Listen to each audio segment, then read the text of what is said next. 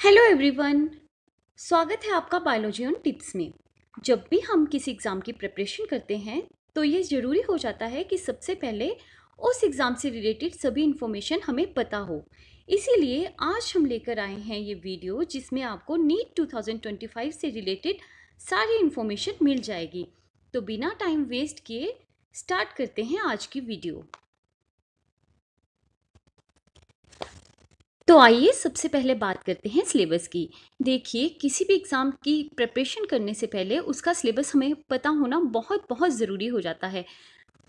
बिना सिलेबस के प्रिपरेशन का मतलब है अंधेरे में तीर मारना। तो नीट 2025 के सिलेबस की बात करूं तो हमें पता है कि नीट का सिलेबस रिलीज़ करता है एनटीए। एनटीए का मतलब है नेशनल टेस्टिंग एजेंसी।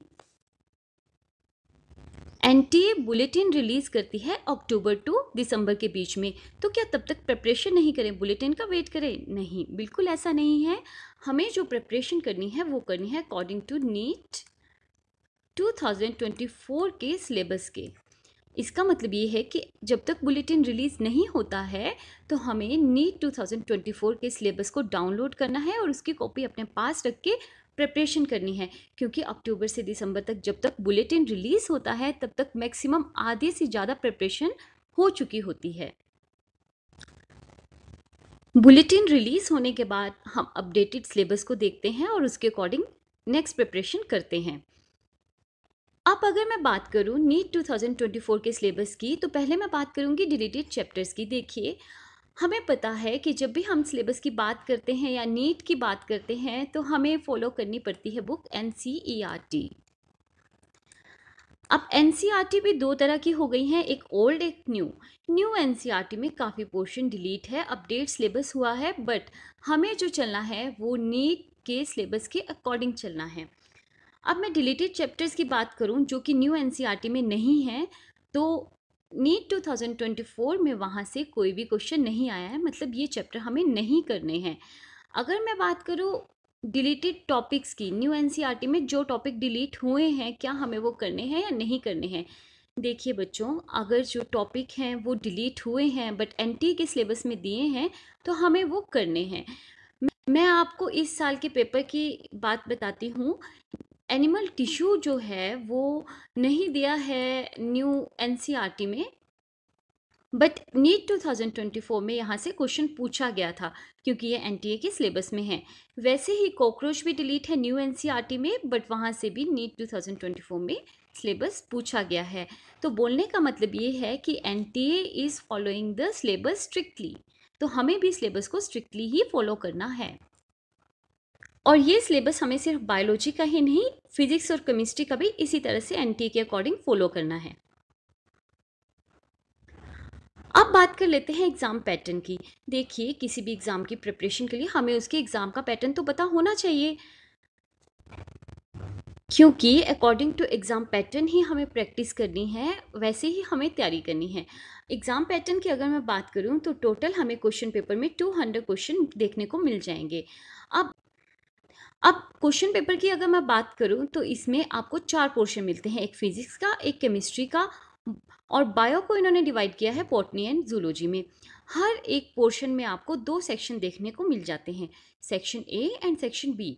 देखिए, जितने भी हमारे ये सब्जेक्ट हैं उसके सेक्शन ए में 35 क्वेश्चन दिए होते हैं और इन सभी में 35 आउट ऑफ 35 हमें सारे के सारे अटेम्प्ट करने होते हैं। सेक्शन बी की बात करूँ तो सेक्शन बी में 15 क्वेश्चन होंगे और 15 में से कोई भी 10 करने होते हैं हमें सभी सब्जेक्ट के सेक्शन बी में। तो ओवरऑल जो है हमारा टोटल 720 मार्क्स का पेपर होगा। हर एक क्वेश्चन 4 मार्क्स का होगा और अगर कोई क्वेश्चन आप गलत कर देते हैं तो नेगेटिव मार्किंग भी होगी, -1 मार्क्स जो है वो यहाँ पे कटेगा। अब हम बात करेंगे एलिजिबिलिटी क्राइटेरिया की। देखिए, एलिजिबिलिटी क्राइटेरिया भी पता होना चाहिए। पता चले कि एलिजिबल ही नहीं है स्टूडेंट और वो तैयारी कर रहा है तो फिर क्या होगा? तो हम देख लेते हैं एलिजिबिलिटी क्राइटेरिया को। सबसे पहले आती है एज लिमिट। मिनिमम एज क्या होनी चाहिए? 31 दिसंबर 2025 तक 17 ईयर्स कंप्लीट हो जाने चाहिए। मतलब इससे कम अगर एज होगी तो स्टूडेंट जो होगा वो इनएलिजिबल होगा उस साल के लिए। अगर मैं अपर एज लिमिट की बात करूं तो कोई भी अपर एज लिमिट नहीं है, आप जितने भी साल चाहें, जितने भी एज तक चाहें वो पेपर दे सकते हैं।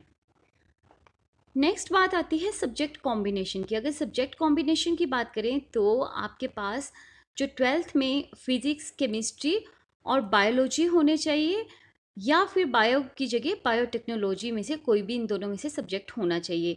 साथ में इंग्लिश वगैरह तो होते ही हैं। तो देखिए, फिजिक्स में इंडिविजुअली आपको पास होना है, केमिस्ट्री में इंडिविजुअली पास होना है, बायो या फिर बायोटेक्नोलॉजी में इंडिविजुअली पास होना है, और इंग्लिश में भी आपको इंडिविजुअली पास होना ज़रूरी है। मतलब कुल मिला के आपको पास होना ज़रूरी है, ठीक है। इसके बाद मार्क्स की बात करूं तो मार्क्स देखिए किस किस के गिने जाते हैं, इसमें कंफ्यूज नहीं होना है। फिजिक्स, केमिस्ट्री एंड बायोलॉजी या बायोटेक्नोलॉजी जो भी आपका सब्जेक्ट है, इन तीनों के मार्क्स मिला के जो एग्रीगेट है आपका 50% होना चाहिए for general category and EWS, मतलब कि इकोनॉमिकली वीकर सेक्शन के लिए। और अगर मैं बात करूं कुछ और कैटेगरी के लिए तो उनमें थोड़ी सी रिलैक्सेशन दी गई है, जैसे कि SC, ST, OBC and PWBD। PWBD क्या होते हैं? Person with benchmark disability. तो उनके लिए मार्क्स जो है वो 40% इन एग्रीगेट होने चाहिए, वही स्टूडेंट इसके लिए एलिजिबल होंगे। देखिए बच्चों, हर साल जो है वो स्टूडेंट्स की संख्या बढ़ रही है कंपटीशन में। इस साल अगर 2024 की मैं बात करूं तो लगभग 25 लाख स्टूडेंट्स ने जो है वो नीट दिया, और उसमें से सिलेक्शन कितने की होगी, मतलब कि टोटल सीट्स कितनी हैं अगर मैं बात करूं तो प्राइवेट और गवर्नमेंट कॉलेज की मिला के तो 1,10,000 तक सीट्स हैं। मतलब कि बहुत ही कम स्टूडेंट सेलेक्ट होते हैं, और कंपटीशन हर साल हाई हो रहा है। तो एक सेफ स्कोर अगर मैं जनरल कैटेगरी की बात करूं तो उसे लेके चलना पड़ेगा टारगेट कि मुझे 650 प्लस लेकर आने ही हैं। पर अब इससे डरना नहीं है। देखिए, आपको अपना गोल सेट करना है, हार्ड वर्क करना है और पूरी डेडिकेशन से काम करना है, मोटिवेटेड रहना है, फोकस्ड रहना है और बिल्कुल ईमानदारी से अपना काम करना है, तो सक्सेस बिल्कुल बिल्कुल पॉसिबल है।